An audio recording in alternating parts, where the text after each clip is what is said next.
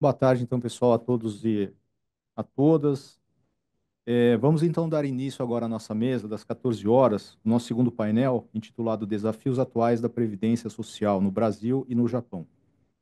Compõem essa mesa a professora Akio Shimamura, da Universidade de Rikyo, ainda o Dr. Alexandre Nishioka, da Faculdade de Direito da Universidade de São Paulo, de Ribeirão Preto, e a desembargadora federal Daldice Santana, que nos acompanha online e que será a nossa debatedora.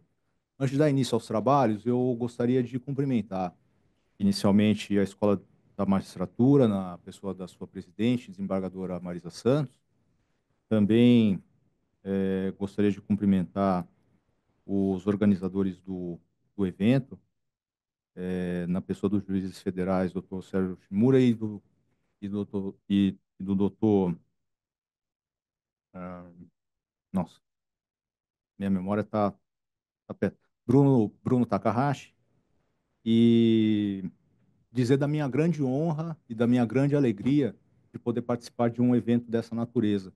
Eu acho que para todos nós que somos imigrantes de japoneses, esse tipo de experiência é muito rica e nos faz pensar como foi sacrificante a vida dos nossos familiares que vieram do Japão há tanto tempo. Por exemplo, da minha família mesmo, eles chegaram no Brasil em 1934 e de maneira que já, já é quase um século de presença da família Morimoto no Brasil.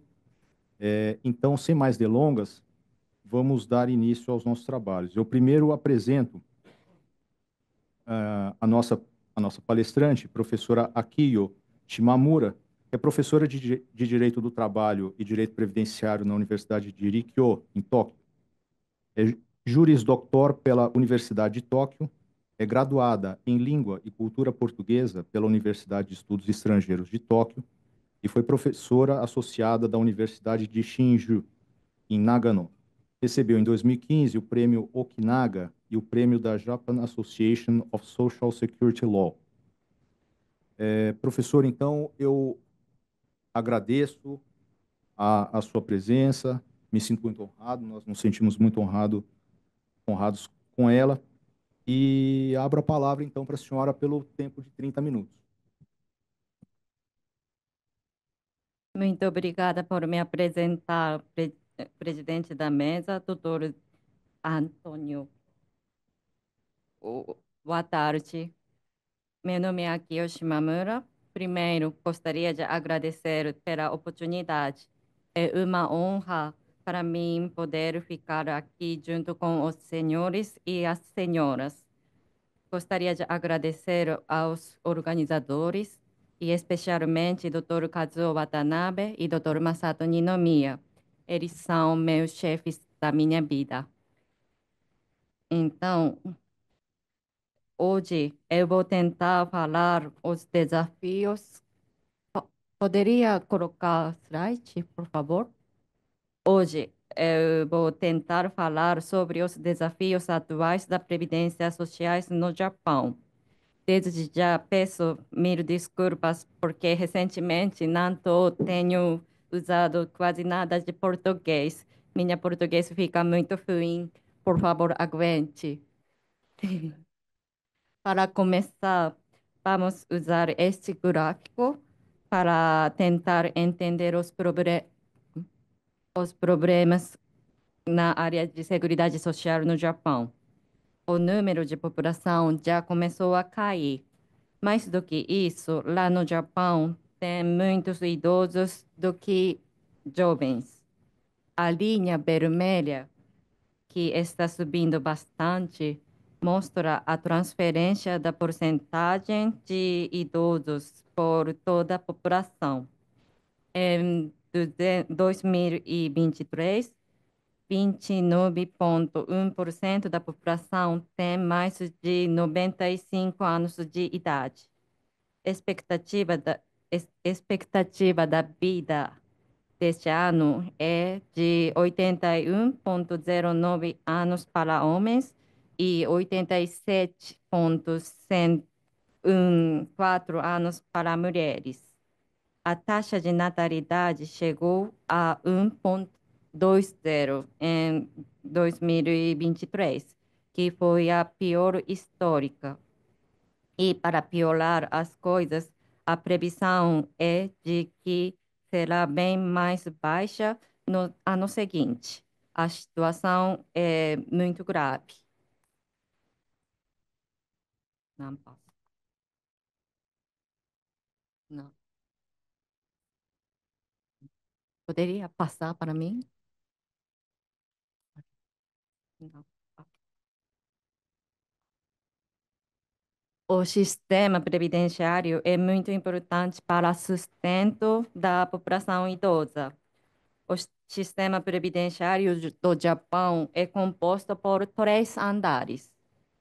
O primeiro e segundo andares são previdências sociais de natureza pública. A afiliação é obrigatória e o objetivo principal é o sustento da população idosa. Por outro lado, o terceiro andar é formado por uma previdência complementar, que é de afiliação facultativa. O terceiro andar é dividido em um sistema para empresas e um para indivíduos. Acredito que o professor Morito vai falar sobre eles depois. Eu pretendo focar apenas no sistema público, nos dois primeiros andares. O primeiro andar é o sistema de aposentadoria nacional para todos e o segundo é o sistema de aposentadoria só para os empregados.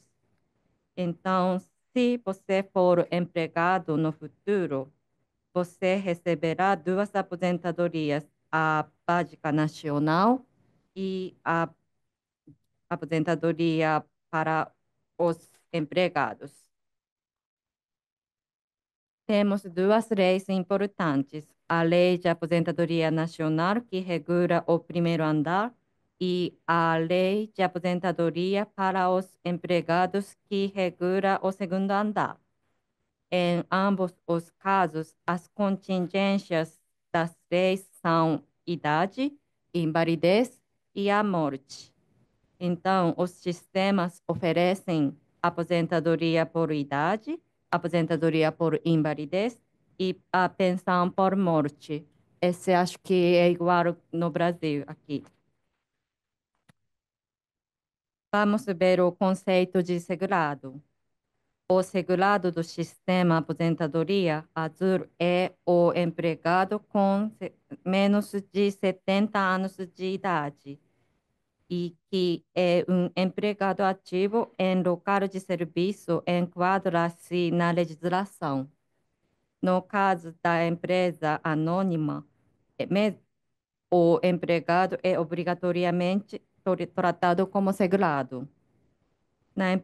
Na aposentadoria nacional em amarelo, abrange todos que estão morando aqui ali no Japão.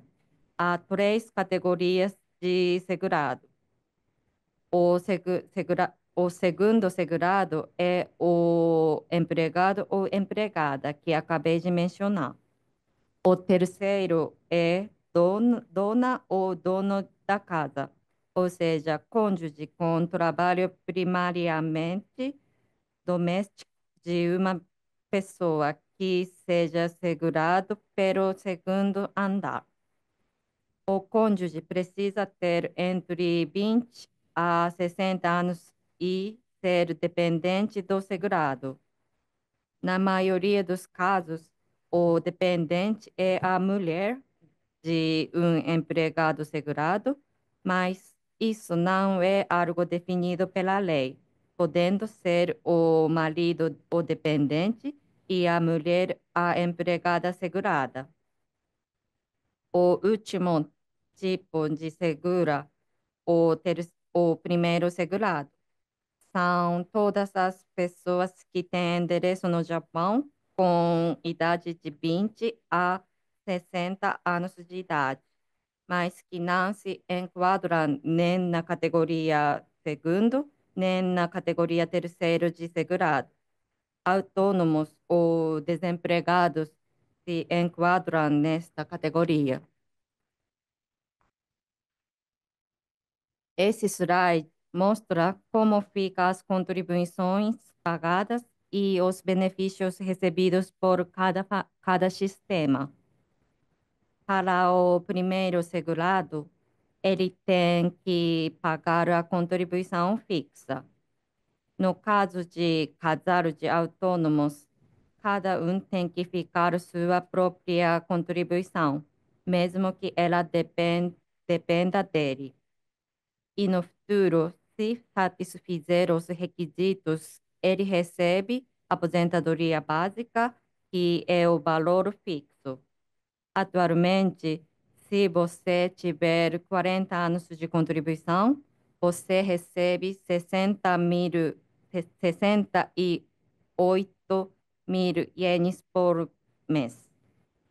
Para o segundo tipo de segurado, que é o empregado, a contribuição é feita junto com a empresa, a partir do salário.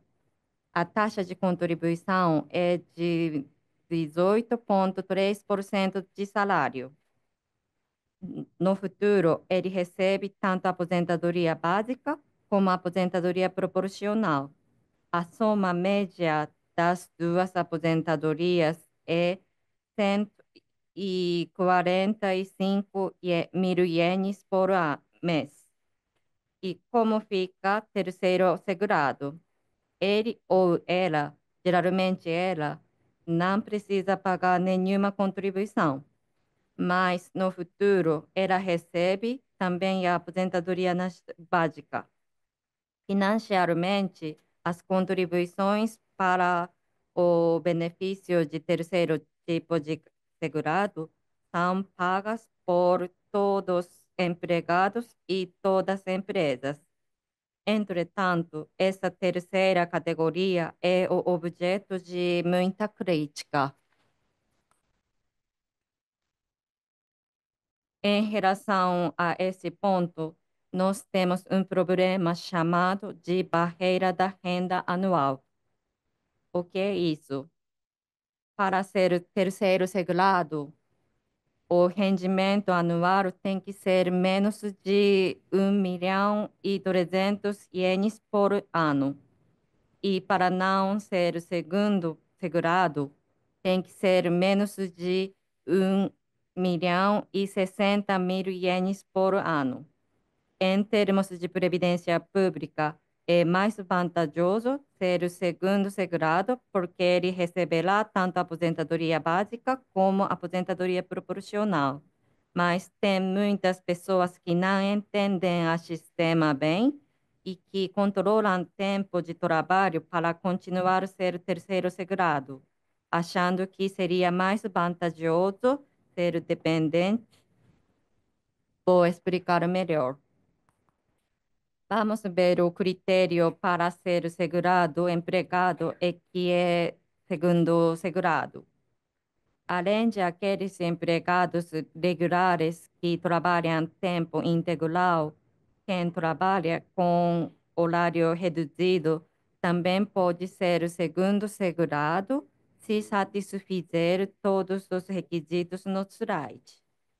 Trabalhar mais de 20 horas por semana, ter salário mensal de mais de 88 mil ienes, excluindo benefícios por horas extras, bônus e transporte. Trabalhar mais de 2 meses seguidos, não ser estudante. E o último requisito é que a empresa a empresa onde trabalhe tem de menos mais, desculpa. O último requisito é que a empresa onde trabalhe tem de ter mais de 51 empregados. Se satisfizer tudo, ele se torna segundo segurado e precisa pagar contribuição junto com a empresa. Neste caso, apesar de não poder ser tratado como dependente para fim de previdência social, ele pode receber aposentadoria proporcional no futuro. Além disso, isso não o desqualifica para o recebimento de benefício, como o auxílio-doença quando fica doente e o auxílio-maternidade quando a mulher engravida e dá à luz. Um dos assuntos polêmicos no Japão é como tratar os irregulares no sistema previdenciário. Graças às reformas feitas, ocorreu uma grande ampliação de cobertura de trabalhadores part-time. Agora, quem está em azul é considerado se enquadra na segunda categoria de segurado. Mas ainda temos uma outra parte em cinza. Temos pessoas que não são considerados como empregados no ponto de vista de direito previdenciário, mesmo que sejam empregados do ponto de vista de direito trabalhista. Graças às reformas que acabei de mencionar, diminuiu o número de terceiros segurados bastante e agora, em janeiro de 2024, mais ou menos 6 milhões e 90 mil pessoas são registradas como terceiros segurados. Significa que caiu mais de metade desde 1995.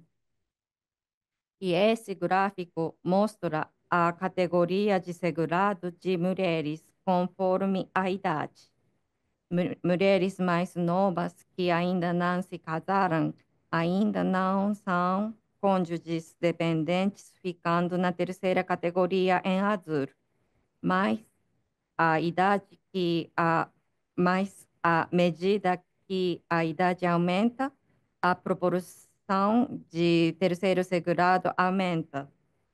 A proporção muda por geração, mas mais ou menos 30% estão na terceira categoria. Para considerar como terceiro segurado, tem que ser cônjuge ou companheiro de segundo segurado cuja subsistência dependa principalmente do rendimento dele e que tenham entre 20 e 60 anos de idade. O critério de dependência é de 300 mil ienes por ano.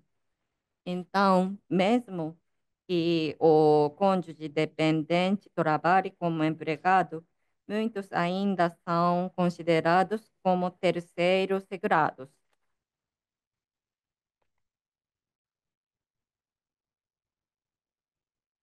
Quem trabalha como empregado, no ponto de vista de direito trabalhista, é melhor ser enquadrado como segundo segurado. Para isso, tem que ampliar o conceito de segundo segurado mais. Isso ajudará para diminuir o número de terceiros segurados. Nesse ponto, nós tentamos fazer outra reforma ainda este ano. E no futuro, nós precisamos decidir se vamos manter o sistema de terceiro segurado ou não.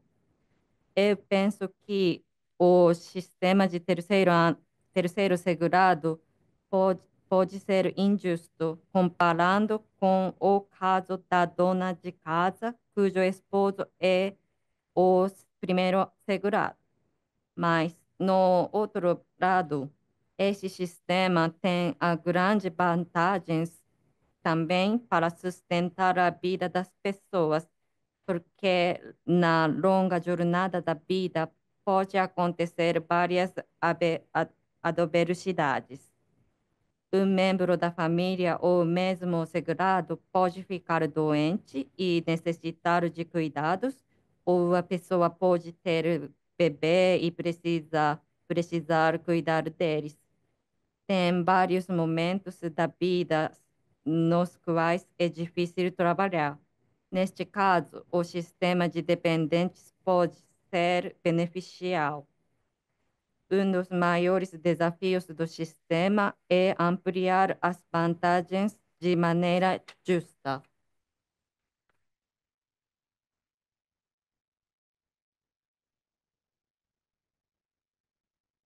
Para terminar minha fala, gostaria de apresentar um simulador de aposentadoria pública o governo japonês criou.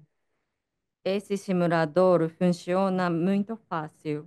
Não precisa ter identidade nem senha para estimular o valor de benefício. Você entra no site e coloca sua data de nascimento e coloca qual tipo de trabalho você fazia até agora e quanto você ganhava mais ou menos. E coloca também como você vai trabalhar ou viver daqui para frente. Se trabalhar bastante, aumenta o valor. Se parar, o valor diminui. Você pode verificar qual tipo de mudança de valor acontece.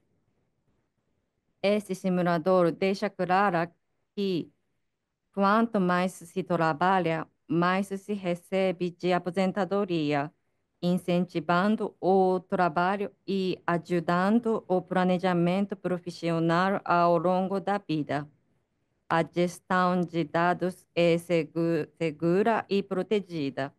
Não são registrados e armazenados quaisquer, quaisquer dados pessoais.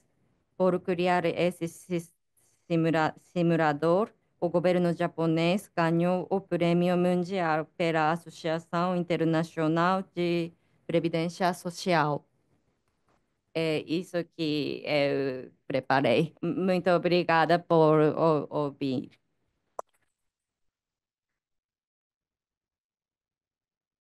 Parabéns pela exposição, professora. Muito obrigado por nos brindar com informações tão interessantes a respeito do sistema previdenciário do Japão. Eu agora, primeiramente, apresento e passo a palavra à minha querida colega desembargadora Daldice Santana, que está online, a postos, mas antes devo apresentá-la. Desembargadora Daldice Santana foi conselheira do Conselho Nacional de Justiça por 2 biênios consecutivos, onde atuou como presidente da Comissão de Acesso à Justiça e Cidadania, presidente do Comitê Gestor da Conciliação do CNJ, supervisora da Política Judiciária Nacional de Enfrentamento à Violência contra as Mulheres. Foi coordenadora do GEFS da Terceira Região, coordenadora do Gabinete da Conciliação, também do TRF3, coordenadora do Programa de Conciliação da Justiça Federal da Terceira Região, diretora da Subseção Judiciária de Santos e gestora de qualidade total responsável pela implantação das normas e pela certificação do Fórum de Santos ISO 9000. É graduada em Direito pela Universidade Federal da Bahia, com especializações em Processo Civil pela mesma instituição, em Direito Administrativo pela Fundação Faculdade de Direito da Bahia e em Direito Público pela PUC de São Paulo. Desembargadora Daldi Santana, é uma alegria e uma honra passar a palavra para a senhora, para suas colocações, pelo prazo de 15 minutos. Perfeitamente. Está me ouvindo e me vendo? Ouvindo bem, ouvindo e vendo bem. Perfeito. Bom, então, boa tarde a todos e a todas. Eu quero saudar Vossa Excelência com o mesmo carinho e o mesmo afeto com que fez para mim, cumprimentar os organizadores da IMAG, e aí provavelmente associada ao professor Kazu Watanabe, ao professor Massato, que são, digamos, os shoguns de quase toda essa geração no qual eu me incluo. Então, eu agradeço. E esse evento, mesmo à distância, eu fiz questão de participar pela consideração, pelo respeito, pela honradez que eu tenho em relação ao professor Kazu e aos professores, e ao professor Massato.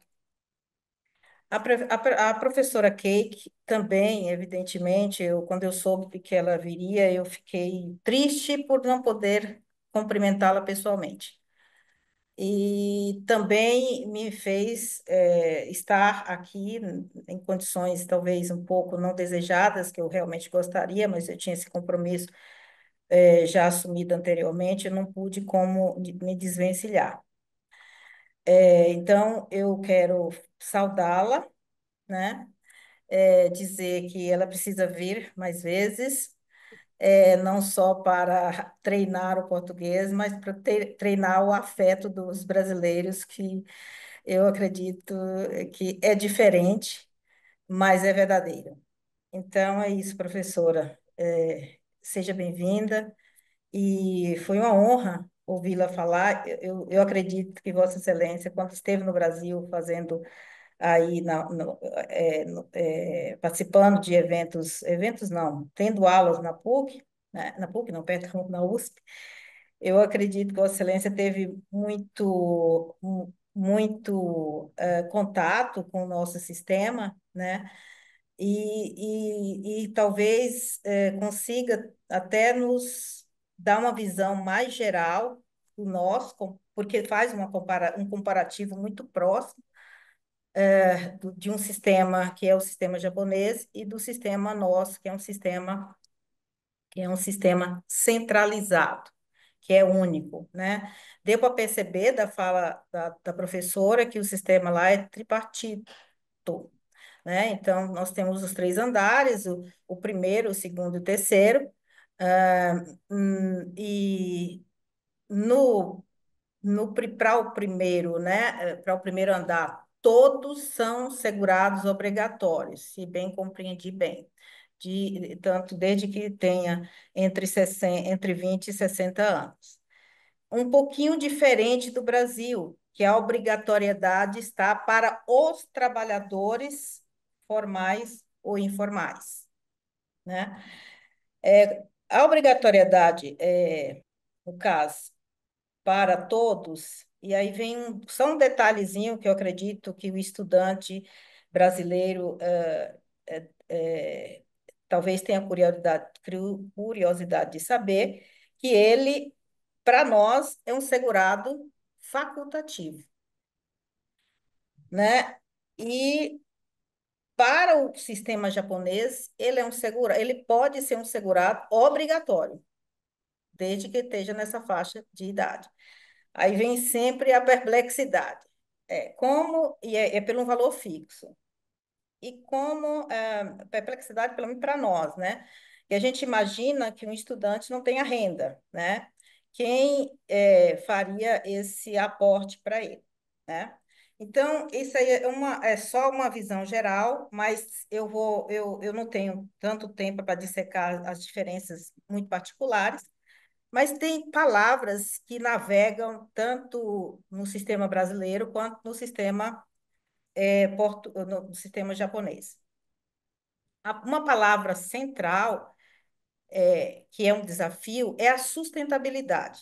Essa é uma preocupação de hoje e de sempre, porque é o que nós temos hoje como beneficiários ou como contribuintes e o que nós teremos amanhã como beneficiários de uma aposentadoria, né?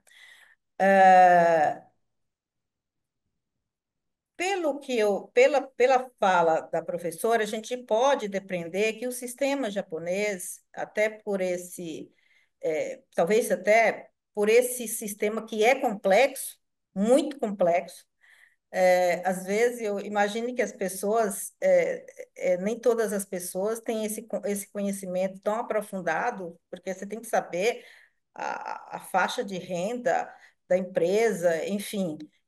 Me parece que não é tão simples, não tão linear para se analisar e escolher. Quer dizer, tem algumas escolhas que já são legais, né? Mas no terceiro andar me parece um pouco mais difícil de a compreensão.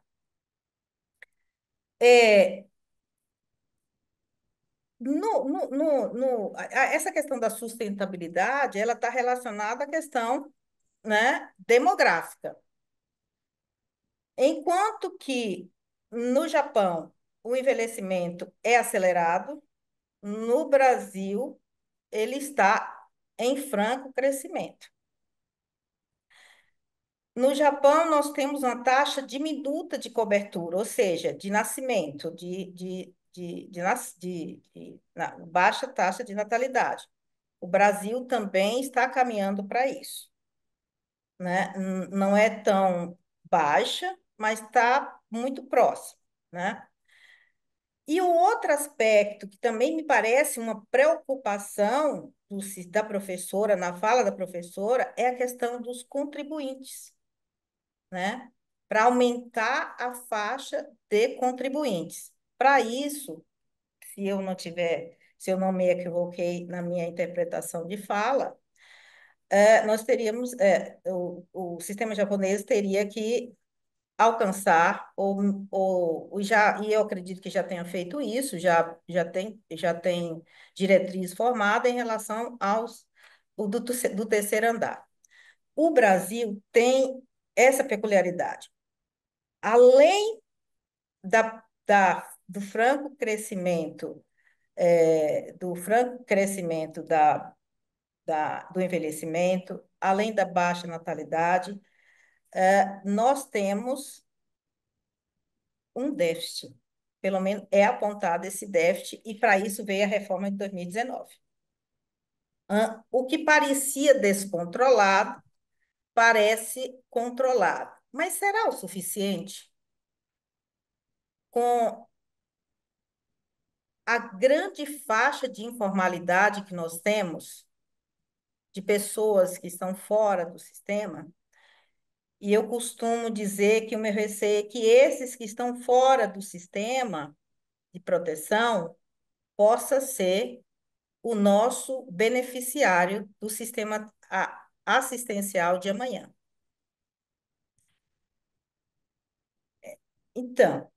Além da informalidade, diferente, eu acredito que essa informalidade é agravada no país, no nosso país, pela desigualdade de renda.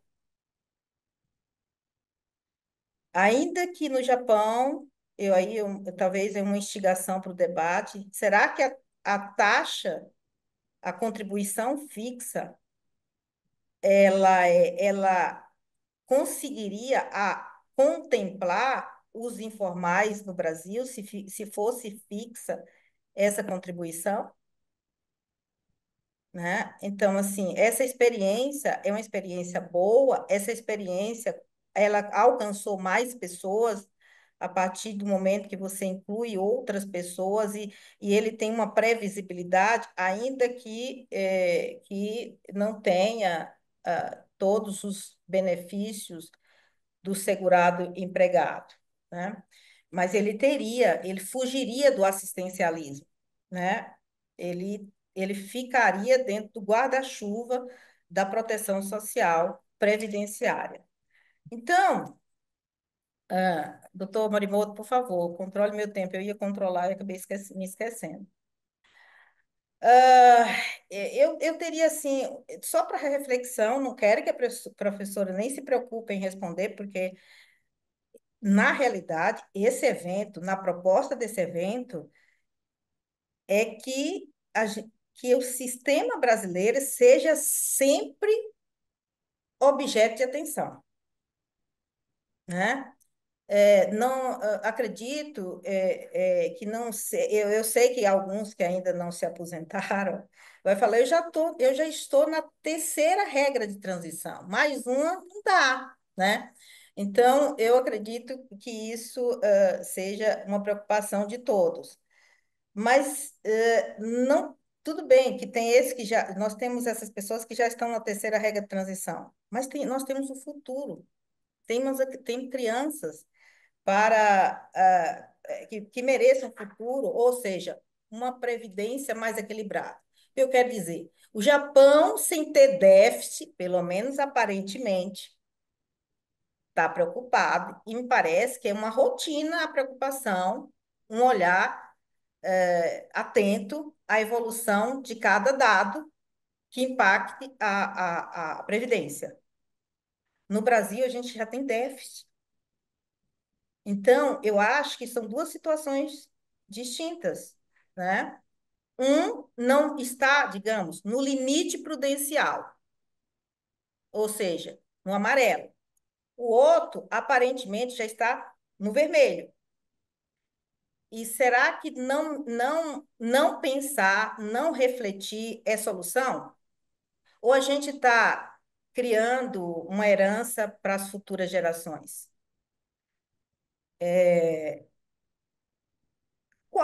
Com isso, com essas observações que eu faço, qual sistema, o brasileiro ou o japonês, está melhor posicionado para lidar com o envelhecimento populacional? E, evidentemente, com baixa natalidade, ou seja, baixa quantidade de pessoas que contribuem. Eu percebi também que o Japão, a idade, professora, me corrija, por favor, a idade é 65 para homem e para mulher. Não tem distinção. Né? E me parece que querem aumentar a idade. Não sei se está em estudo, se já é uma proposta ou se está satisfeito com 65. É uma pergunta de curiosidade mesmo. Né? Mesmo porque a expectativa de vida do Japão está perto de 80, dependendo da mulher. O do Brasil está na faixa dos 70, um pouquinho para as mulheres, chegando a mais ou menos a 78, né? Então, é isso. Estão satisfeitos com essa idade, com essa expectativa de vida e com essa aposentadoria tão cedo, diante da baixa natalidade? Enfim, eu já perguntei, mas eu lanço aqui e reafirmo que pela fala da professora, qual o melhor sistema de contribuição conseguiria alcançar a informalidade, apesar das diferenças socioculturais do Brasil do Brasil e do Japão. Enfim, eu eu vou deixar, colega Morimoto, é só como uma troca, eu gostaria que a professora, se tivesse condições, de talvez pincelar algumas coisas para nós, em termos de reflexão. Não tem nem certo, nem errado, mas tem dados, a gente tem dados que podem sinalizar o futuro. Eu quero agradecer mais uma vez o professor Cazu pela liderança que exerce sobre as pessoas que convivem com ele e não deixar de agradecer o Bruno, que é o que instrumentaliza todos esses eventos em nome de muita gente. Então, eu deixo aqui o meu agradecimento. E eu quero deixar esse espaço, se é que me resta alguma coisa, para ouvir a professora e, evidentemente, a gente tem um debate mais de troca. Obrigada.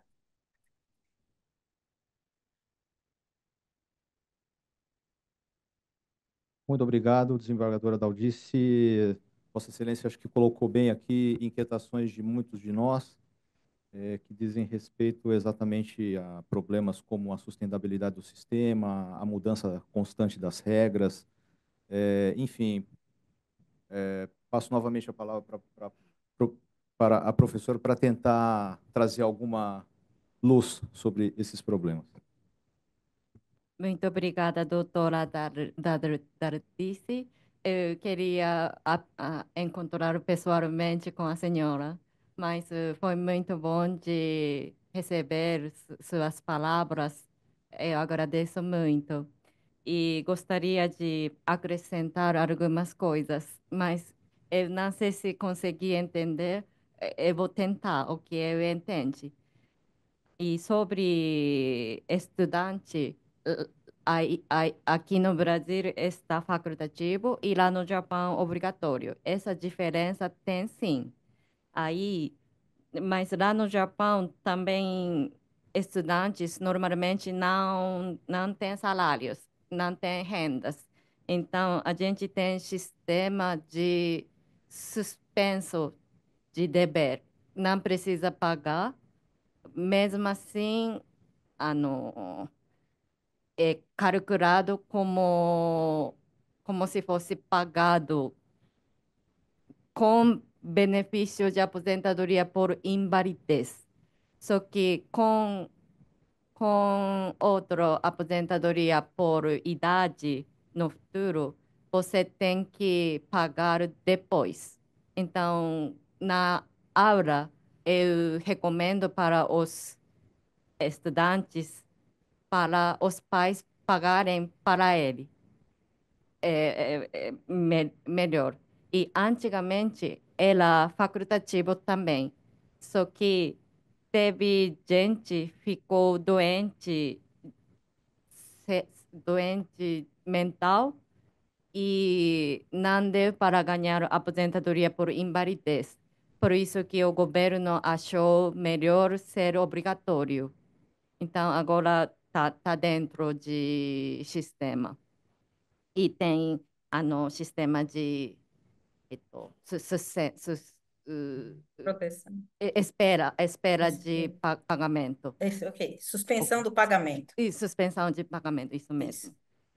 Aí, outra coisa que a senhora colocou é a assistência que salvar depois.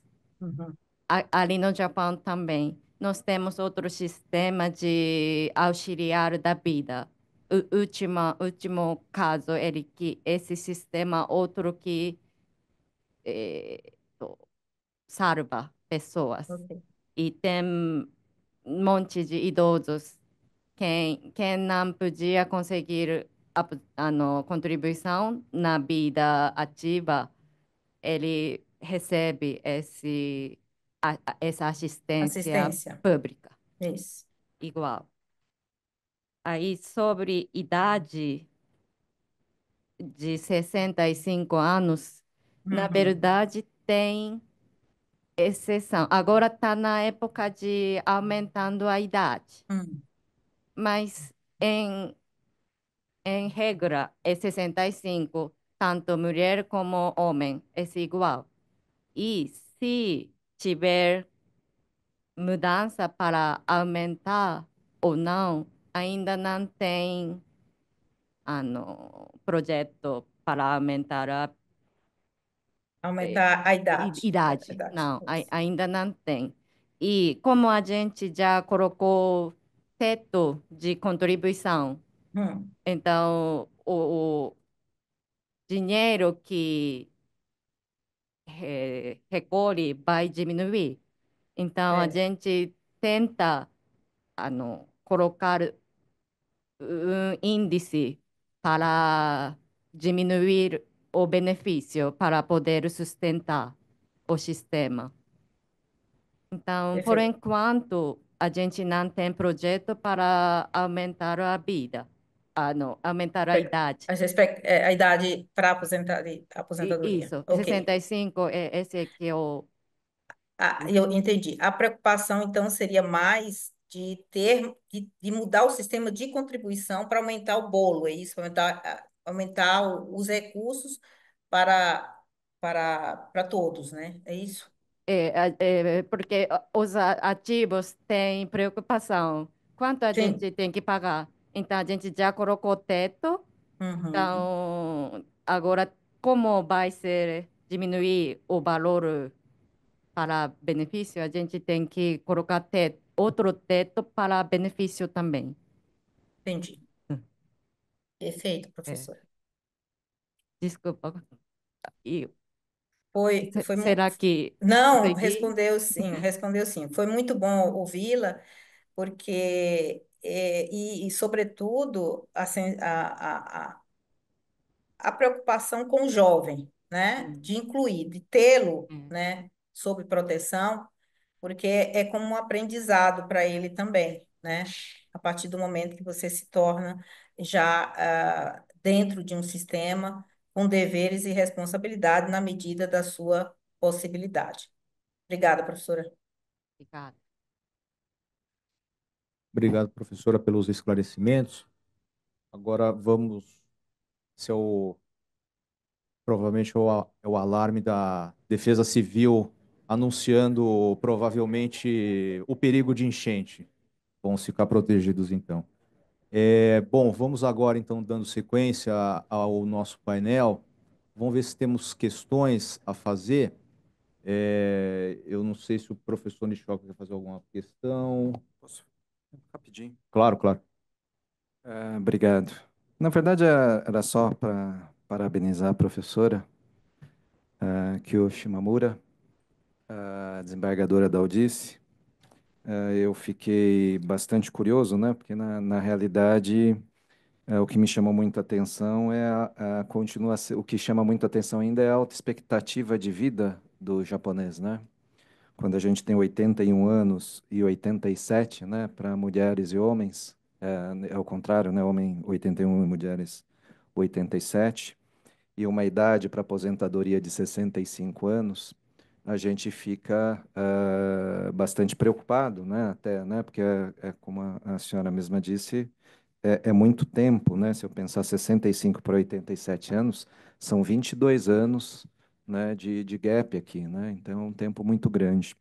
E a outra questão também foi justamente a do teto de contribuição em si. Então, se eu diminuo, né, eu tenho um teto para contribuir, né, a questão só poderia ser resolvida com a diminuição do valor do benefício, né? E o que me chama a atenção também foi quando a professora Daldice, né, nos traz a ideia de que aqui no Brasil nós temos déficit, não temos essa expectativa de vida tão alta como a do Japão, né? Então haveria aí uma série, né, de contribuições, né, que o Japão poderia nos dar, né, nesse sentido, né? Então basicamente era para, como o nosso tempo aqui já se esgotou também, era mais para parabenizar e fazer esses poucos comentários, tá bom? Obrigado e parabéns.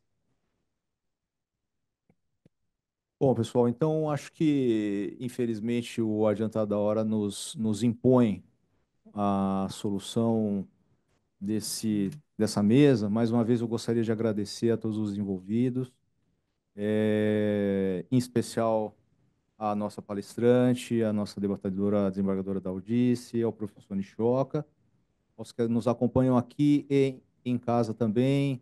Eu tenho impressão, eu vou falar aqui, vou ser um pouco, vamos dizer assim, ousado em dizer o seguinte, que as pessoas que eventualmente tiverem perguntas, que sigam mandando aqui, que a gente vai tentar, na medida do possível, distribuir para os palestrantes, para os debatedores, porque realmente a Previdência Social é um tema inesgotável. Então, mais uma vez, muito obrigado e encerramos então essa mesa.